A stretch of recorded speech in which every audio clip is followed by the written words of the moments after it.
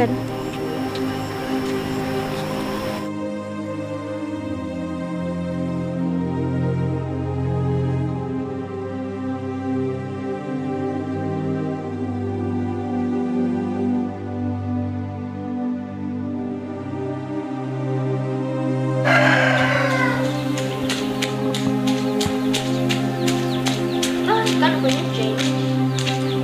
Cái mày có lẽ là bắt cuốn cái này tao sợ đấy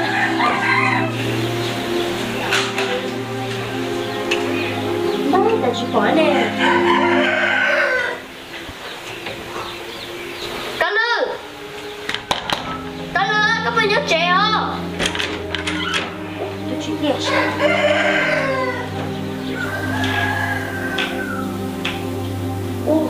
là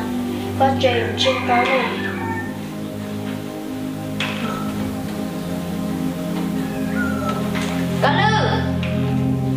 Cá lư có bao nhiêu chuyện á? Bây giờ anh chưa tối này. Có bao nhiêu chuyện á cá lư? Lo. Chơi chỉ tao sợ tôi. Chơi chỉ tao sợ bố. Ít sự này cá lư tốt cơ mà. Cá lư. Có bao nhiêu nè? Có bao nhiêu chắc không? Cá lư con nhau con à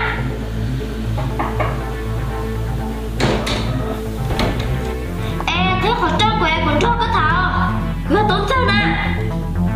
cá lư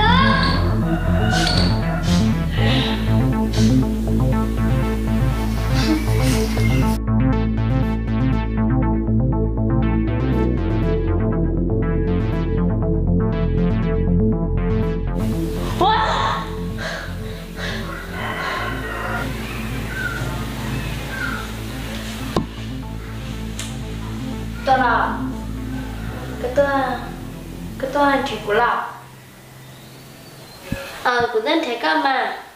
ôi ta có bao nhiêu lần xả ta nè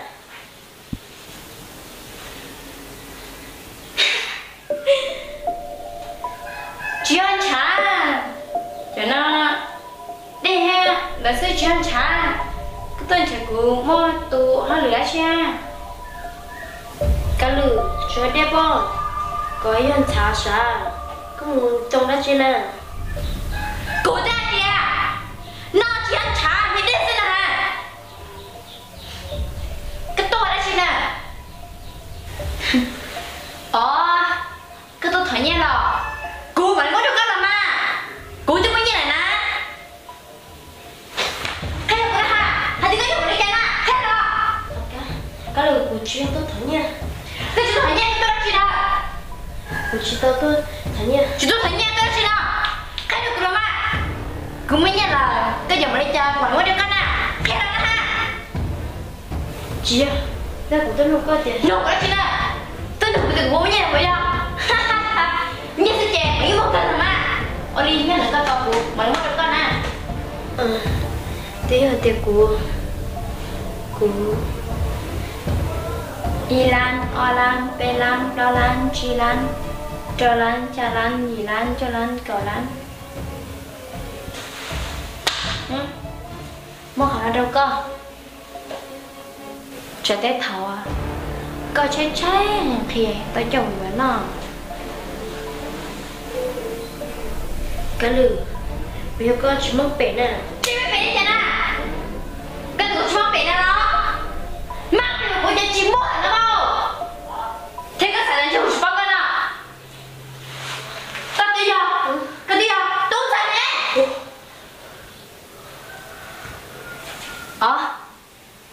Thế là con muốn làm nón toàn á, con chi phong chè.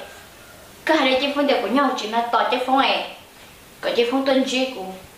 của thế là chú ạ đã là nên chi phong là nè. Cá lư mua là mà. Cho phong tư như thì có một hai ná. Nếu chỉ cả tuần thế nè. Của anh thì của ra khởi công. Còn cái gì còn mà. Bye. Mua là mà. Mua ha.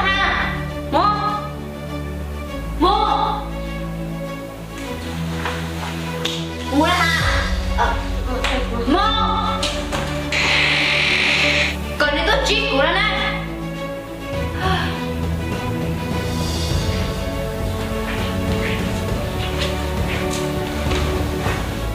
Chém phong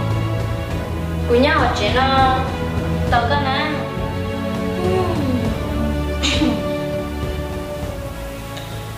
tôi ởอยู่một bữa ok một sự khởi xin nè nè ơi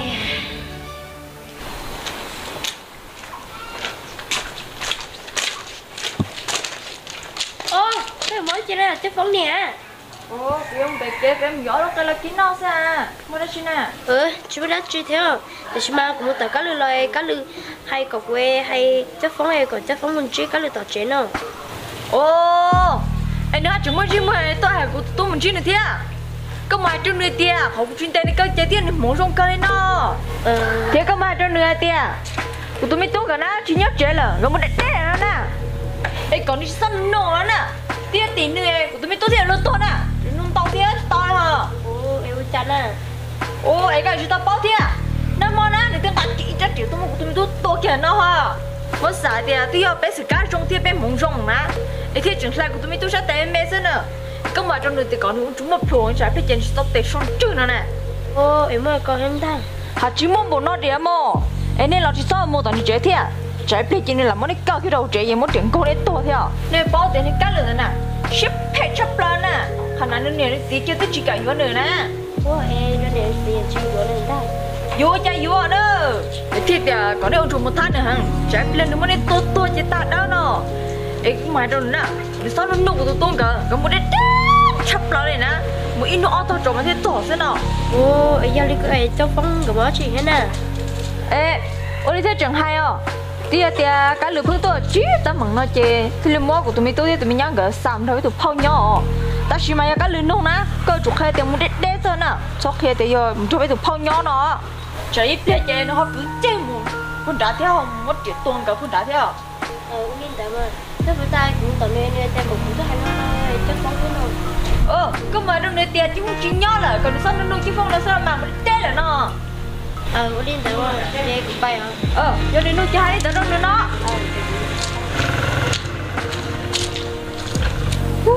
đây thôi năng mà chúng mình thấy rất tốt thế tiền chỉ bao trăm mua rồi tất cả cái tiền tôi tốt tiền là chế nào nè hai chồng chúng mình đã tôi nông thế nào giờ hàng bộ lên tại chân tốt tiền là tôi kêu tuổi nó nhưng họ chỉ cho là tôi tốt thế mà trăm mua trầu giờ tiền chỉ tốt cái này nè với cô còn tốt tay son trước cái này mà rất tốt nè Chim phong à chim phong chim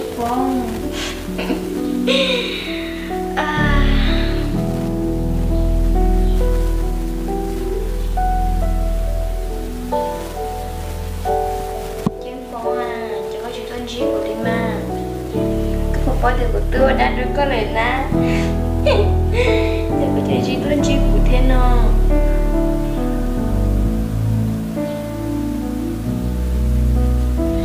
cơ ba hay tiền của na tụi ok đáp cho cơ lại na ê tên chị của na cứ nhớ hỏi chị na tao co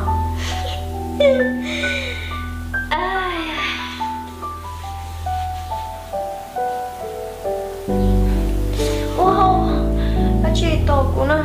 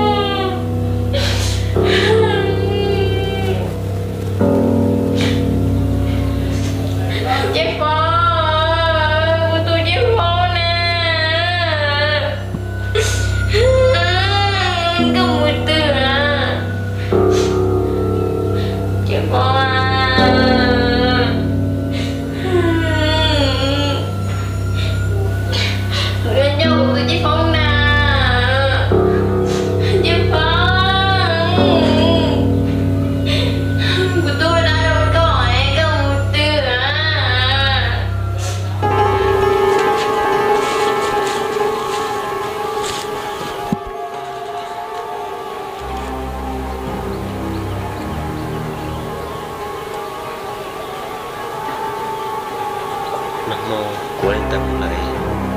nó mình sẽ có phương mang lần này là do nhiều chuyện nhân loại của sư ta chỉ cho cái chỗ đó nó ít giờ thì chúng ta thổi chỗ xử lý nó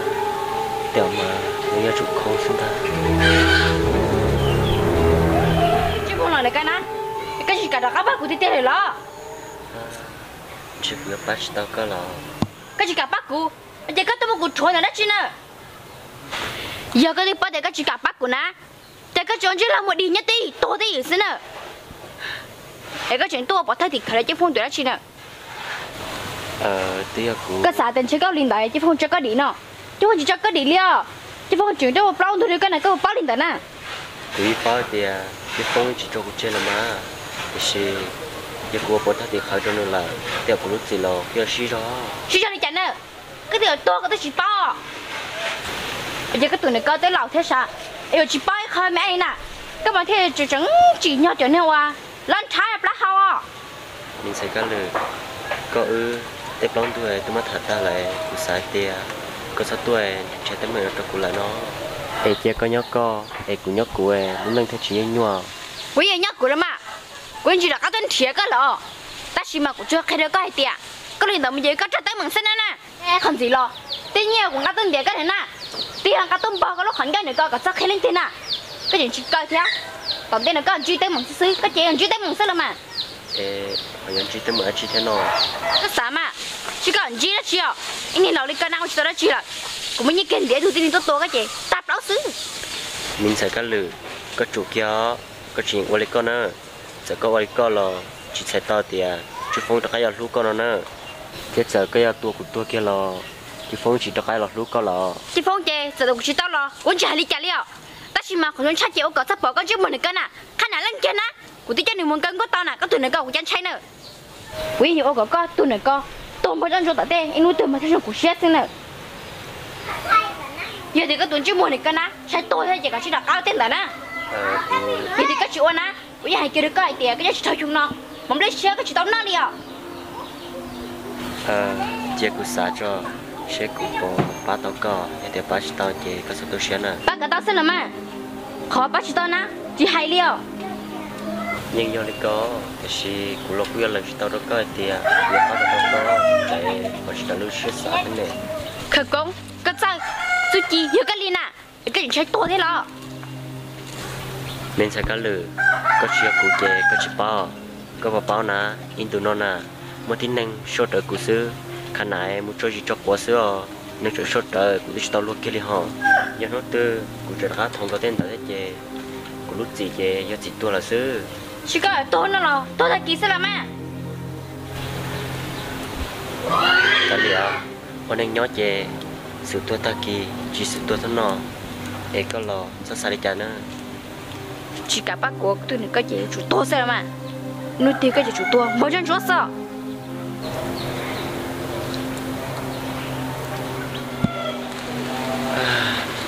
mình sẽ có lừa cụ lò như chỉ xả cho đá có vụ đi co liao thì do cái tua kia sự sai tua ta kia chỉ sự sai tua đúng nó giờ thì cụ ba có lò giờ tua cụ ba là lò giờ tua chè sự mỗi câu có số một bé có thể nhắc cá cho tên nó có thể chỉ tua hai cụ lò thiết cũng chưa to thì có giấy tôi tin năng đầu tiên có to hay là chè có yang cái teo có to chè cả liền lắm sự chè có gửi nó có số nó cá số giả là chủ yếu chuột tí cho cái nó xứ thế bây giờ thì thay tao cũng được khen lại sao lắm tôi nhân nên là nếu mà không bỏ thì của linh nó là và sợ thì thay cũng cho xe xứ thằng nèo luôn tôi là chỉ sợ được gì đó cũng theo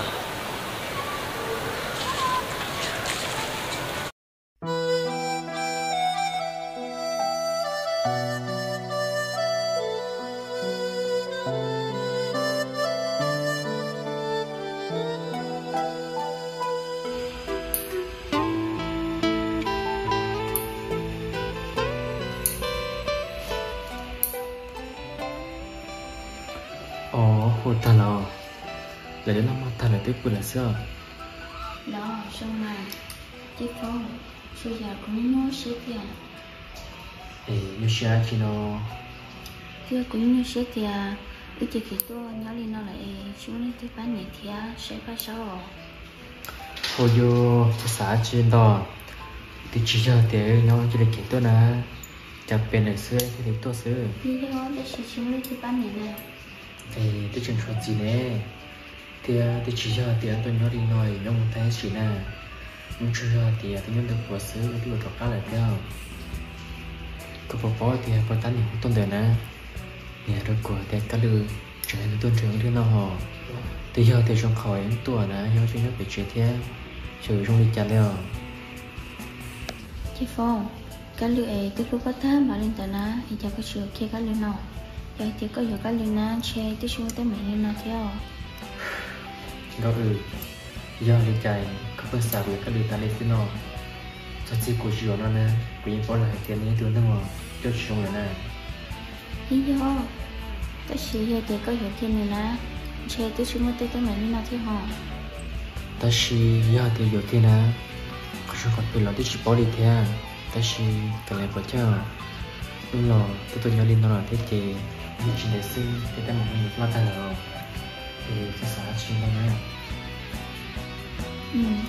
Linh đã mà chơi phong Linh đã chơi đi hiện chơi mỗi một bữa